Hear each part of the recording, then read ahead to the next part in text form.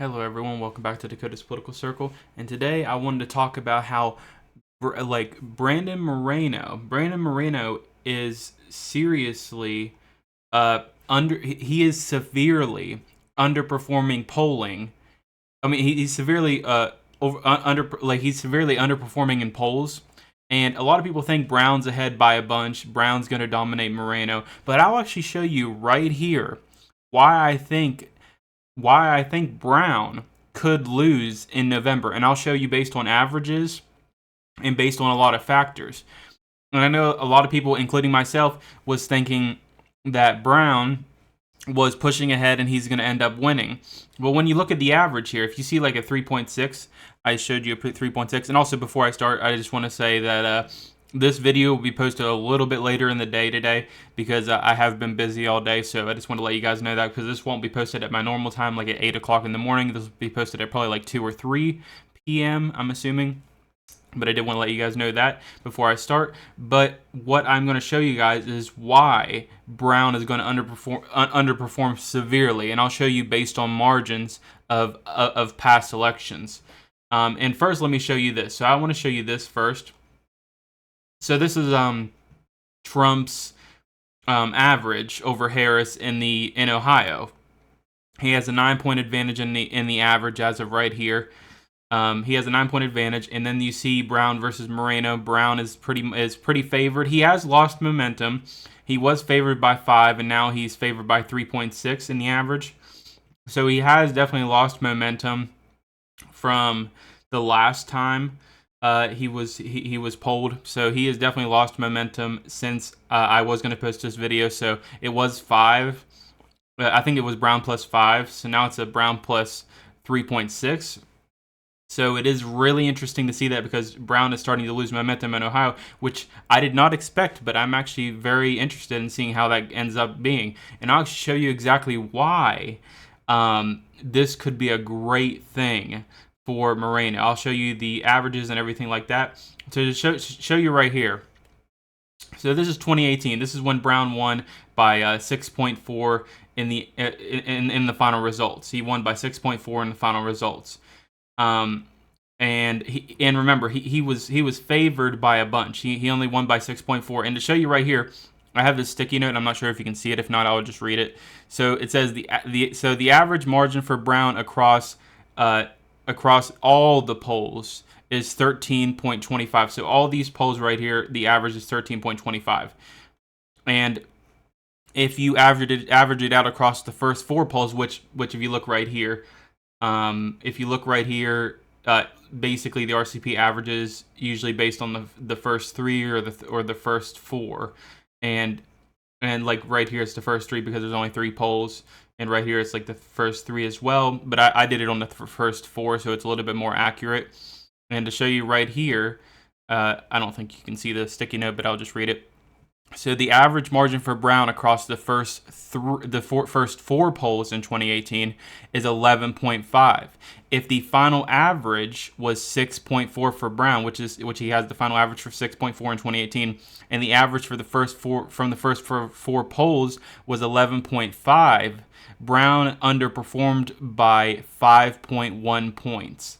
So that means he underperformed by 5.1 points. And the reason being that this is a very big thing is because he's up by 3.6 in 2024. Now, basing off the averages in the past, that means Brandon Moreno will overperform by a massive margin and end up winning the Ohio Senate race. And if Trump is leading by 9 in the average, which in 2020 he was leading by he was leading by 1 in the average, but he led by 8 over. The final result was 8 overall. So, and that was in 2020. That wasn't 2018. But basically, this is a massive advantage because if he's up by 9 in the average, and he finished by a little bit over 8 or so in the last one. He could even overperform by 9, honestly, because of how much Trump overperformed.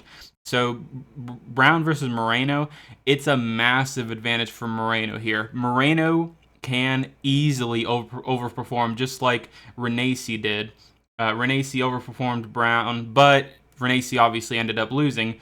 But at this point, if Brown's only in the lead by 3.6, and Renacci overperformed by Brown underperformed by 5.1, then in that scenario, Moreno would win the Ohio Senate seat. Just to show you that based on these margins of past, that Moreno can overperform bigly and win the Ohio Senate race, which is a high possibility now, especially since Brown has been losing momentum in the RCP average. So I do think it is possible that Moreno can actually win the Ohio Senate seat. A lot of people were dooming about it, but you got to understand the margins matter here. Some people think the margins don't matter, but when you see something that's significant in a state that's very, very red now, like Ohio, it is a massive advantage, and you could see Moreno overperform by 2 or 3 points. If he wins, he gets 2 or 3 points. So it's just something you got to look at there. And to show you right here, I want to show you how this advantage could affect the races. And let me show you here. So this is the Senate map. This is basically what I see happening other than the toss-ups I have right here. I only put Maryland in just to make it, because Maryland's a little bit weird right now, but it's probably leaning D. But I'm just putting it there just to put it there. But let me start this. So let's say Maryland goes D, and then you got I'll say Michigan goes D. Wisconsin's a very weird one here, but I'm gonna say they go D, and then I'm gonna say Nevada goes D. Then you got these 4 states right here. You got Montana. They're going red. It's going to happen. It's just going to happen. I don't understand why people think that that Tester is going to win, but Tester is going to lose. It's just going to happen. Montana is a massive red state, and he just can't keep performing well in that state anymore.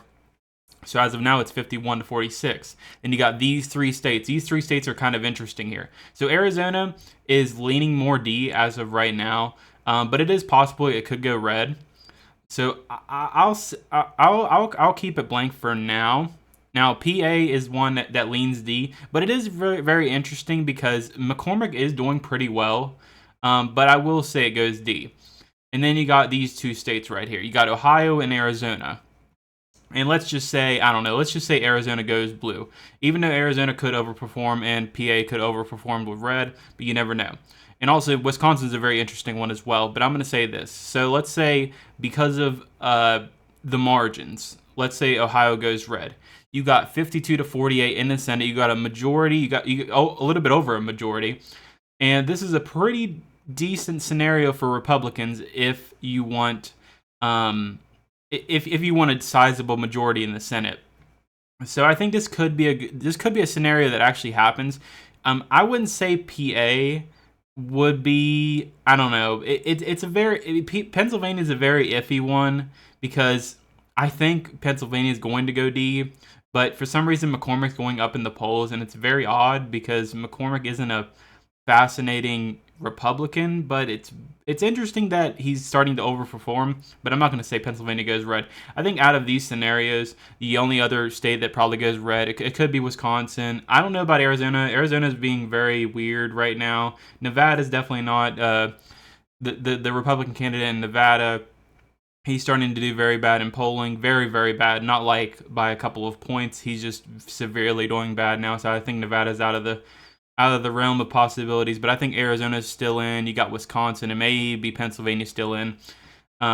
Michigan's probably out of it, but I would say out of all of these, maybe Wisconsin could be the one that could overperform because I believe Havideh is doing pretty well in that state as of right now. He's not winning or anything, but you could see this possibility. This is a very possible scenario, 53-47. But let's just say Ohio overperforms, and then you pick off Montana, you get West Virginia, and you get 52-48 in that scenario. And I do think this is highly likely because of the margins I talked about. I talked about the margins being a 5.1 advantage for Moreno. So I think that 5.1 can push Moreno over the top, especially in an election year. 2018 wasn't an election year, and that 5.1 happened. This is an election year, and election years are bigger, especially in Ohio for Republicans. So Moreno could severely overperform polling. You never know. You never know what's going to happen. But I do think it is a high possibility that Moreno will overperform in polling against Brown, and Sherrod Brown finally probably will end up losing his seat. And then you will see a 52-48 Senate majority for Republicans. Technically, even if you did lose Ohio, you would still end up winning the majority, but it just gives you a better advantage when you have 52-48. But yeah, that's what I wanted to show you guys. I just wanted to talk about this, just to show you how just to show you how Brown's Senate seat is it's very possible that he will lose in Ohio. But that's what I wanted to talk about with you guys today. I really wanted to talk about this with you guys, just to talk to you about this. And I also have another one on Pennsylvania I will be making. I'll probably make that Monday or Tuesday possibly, because I'm with my daughter and stuff. But I will possibly make that Monday or Tuesday. I'll post that. And then I will, and it's going to be a really interesting one. It's going to be talking about the Senate race, specifically with certain polls that are coming out. And I'll talk about that. But other than that, I hope you guys enjoyed. Thank you so much for watching. I know we are very close to the 500 subscriber mark. I'm very excited and really happy that you guys are enjoying the content. I believe we're at 480 as of right now. So I'm really glad you are supporting everything, guys. I'm trying to get videos out as much as possible. But I do hope you guys are enjoying the content. But anyway, guys, I hope you guys enjoyed. Thank you guys so much for watching, and let me know in the comments how you feel about what I talked on this. I know margins aren't everything in an election, but when you see past elections that are not in election years that are severely favoring Republicans in a Republican state, it's something you should definitely look at. But let me know in the comments how you guys feel. All right, I hope you guys enjoyed. Thank you guys so much for watching, and I'll see you guys in the next one. Bye, guys.